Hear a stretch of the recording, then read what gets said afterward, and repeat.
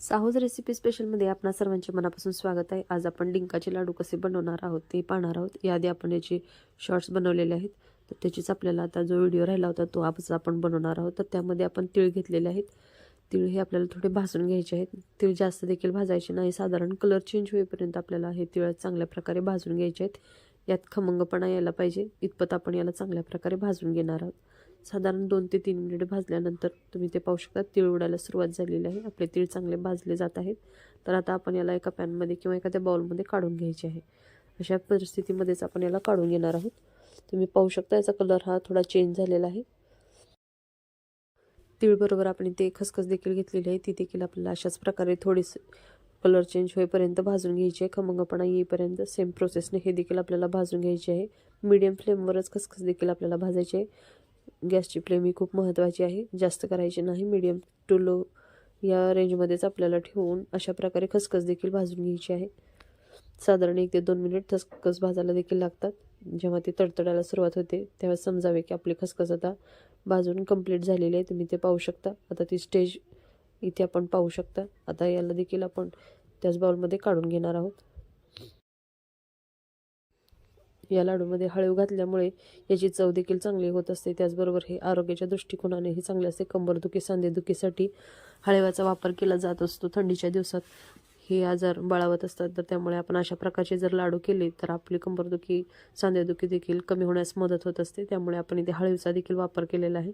हळवी देखील आपल्याला साधारण भाजून घ्यायची आहे। हे देखील आपण 1 ते 2 मिनिटच भाजून घेणार आहोत। त्याचबरोबर मेथी देखील आपण यामध्ये ॲड करणार आहोत, ती देखील थोडी आपल्याला भाजून घ्यायची आहे, जास्त भाजायची नाही। आपण इथे आवडीनुसार कमी जास्त करू शकता। मी इथे अर्धा चमचाच वापरलेले आहे, त्यामुळे थोडासा कडवटपणा येत असतो, पण आपण थोडी भाजल्यामुळे याचा कडवटपणा देखील कमी होत असतो। याची क्वांटिटी तुम्ही कमी जास्त करू शकता आवडीनुसार। त्याचबरोबर आपण इथे अर्धा कप खोबऱ्याचा खीस देखील घेतलेला आहे, तो देखील आपण असं जाडसर जो रेडीमेड भेटतो तोच घेतलेला आहे। तो देखील आपण त्याचा कलर चेंज होईपर्यंत भाजून घेणार आहोत।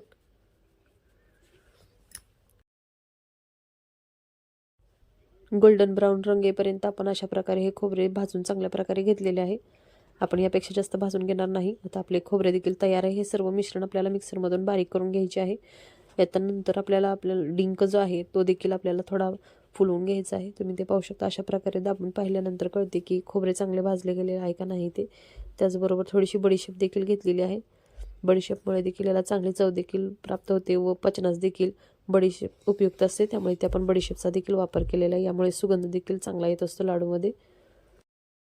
आपण अत्यंत कमी तुपाचा वापर करून हे लाडू बनवणार आहोत। तुम्ही ते पाहू शकता। अर्धा कप इथे तूप घेतलेले आहे, त्यातील आपण थोडे तूप यामध्ये ॲड करणार आहोत व हे तूप चांगले गरम होण्यासाठी ठेवून द्यायचे आहे। 2 चमचे तुपाचा इथे आपण वापर केलेला आहे।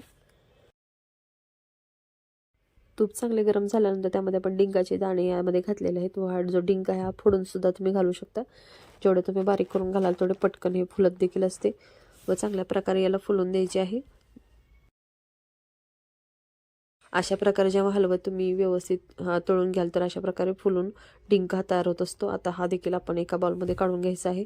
आपण आतापर्यंत जे जे साहित्य भाजून किंवा तळून घेतलेले आहे ते सर्व आपल्याला मिक्सरमध्ये बारीक करून घ्यायचे आहे। त्याचबरोबर गव्हाचे पीठ 1 वाटी ते देखील आपण थोडेसे तूप घालून भाजून घेणार आहोत। त्याचबरोबर थोडे बेसन पीठ 2 ते 3 चमचे व 1 कप गव्हाचे पीठ घेऊन ते आपल्याला चांगल्या प्रकारे खरपूस भाजून घ्यायचे आहे व त्यामध्ये हे जे मिश्रण तयार केलेले आहे ते बारीक करून घालायचे आहे।